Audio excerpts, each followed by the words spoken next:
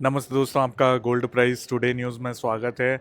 और आज हम चर्चा कर रहे हैं सोने चांदी की भाव की। और हम गुजरात गोल्ड ज्वेलरी शो में, और यहाँ पर हमारे साथ आईबीजीए के national secretary CA Surendra Mehta ji हैं। आइए उनसे चर्चा करते हैं। आगे बढ़ने से पहले जो हमारे साथ नए दर्शक जुड़ रहे हैं उन लोगों से मैं रिक्वेस्ट करूँगा कि आप लोग चैनल को ज़रूर सब्सक्राइब कर लीजिएगा।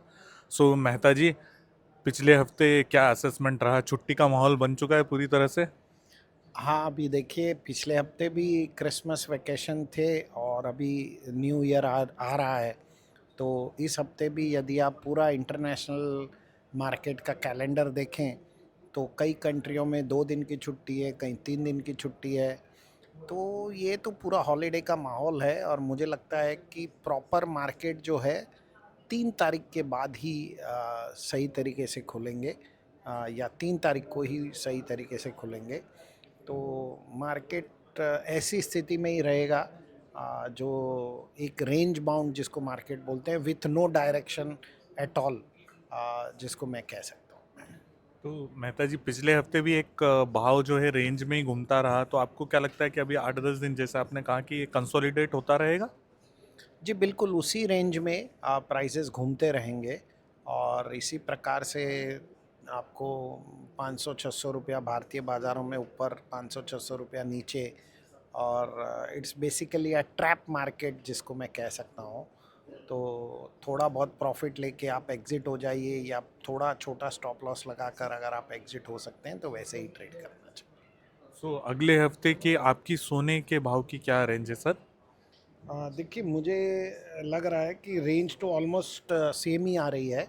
मुझे लगता है कि अगले हफ्ते भी जो रेजिस्टेंस लेवल है वो $2657 का रहेगा, और जो सपोर्ट लेवल है वो $2574 का स्पॉट मार्केट में रह सकता है। यदि मैं भारतीय बाज़ारों की बात करूं तो रेजिस्टेंस लेवल 77,600 और सपोर्ट लेवल 75,150। लेकिन ये ध्यान रखना बहुत ज़रूरी है कि जो रुपी है वो बहुत वॉलेटाइल हो रहा है।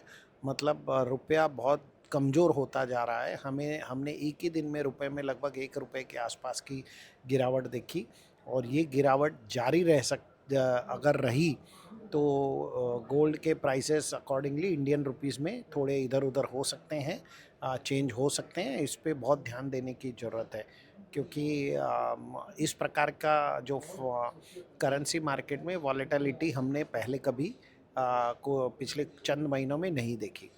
हाँ। सर, रुपए का कैसा इम्पैक्ट पड़ता है वो थोड़ा सा समझे। अगर डिप्रिशिएट हो रहा है, कमज़ोर हो रहा है, 85 के पार, 86 के नज़दीक पहुंच गया, कल शायद 86 भी पार कर गया था, तो वो कैसे इम्पैक्ट करता है? तेज़ी लाता है या गिरावट लाता है? नहीं, अगर रुपया कमज़ोर होता है तो भारतीय बाज़ारों के अंदर सोने का दाम बढ़ता है। लेकिन अगर रुपया कमज़ोर हो रहा है, इसका मतलब डॉलर इंडेक्स तेज़ हो रहा है, और डॉलर इंडेक्स तेज़ हो रहा है तो अंतर्राष्ट्रीय मार्केट में सोने का दाम गिरेगा। लेकिन ओवरऑल इतना बड़ा इम्पैक्ट नहीं होगा, क्योंकि आपको गोल्ड के प्राइसेस गिरेंगे, रुपी डिवैल्यू होगा तो रुपया अगर गिरेगा तो भारतीय बाज़ारों में सेम ही प्राइस रहेगा। तो लेकिन थोड़ा वॉच करने की ज़रूरत है, क्योंकि मार्केट के ओपनिंग क्लोजिंग टाइमिंग्स हर देश के अपने अपने अलग अलग होते हैं। सर, करेंसी की बात करें तो चाइना में ऐसी बात चल रही कि वो उनकी करेंसी को डी वैल्यू करने वाले हैं। तो क्या ये सोने या चांदी पे इम्पैक्ट ला सकता है? आ, बहुत ही ट्रिकी सवाल है ये कि कोई भी कंट्री की करेंसी यदि डी वैल्यू होती है तो मेरे हिसाब से वो कंट्री में एक्सपोर्ट बढ़ता है। सिमिलरली चाइना एक्सपोर्ट बढ़ाने के लिए अपनी करेंसी को डी वैल्यू करेगा, और यदि वो डी वैल्यू करेगा, एक्सपोर्ट बढ़ाने के लिए आगे जाएगा, उससे होगा ये कि मुझे जो मेरा अपना फीलिंग है, मुझे लगता है कि उनकी बाइंग कैपेसिटी थोड़ी कम होगी चाइनीज़ लोगों की।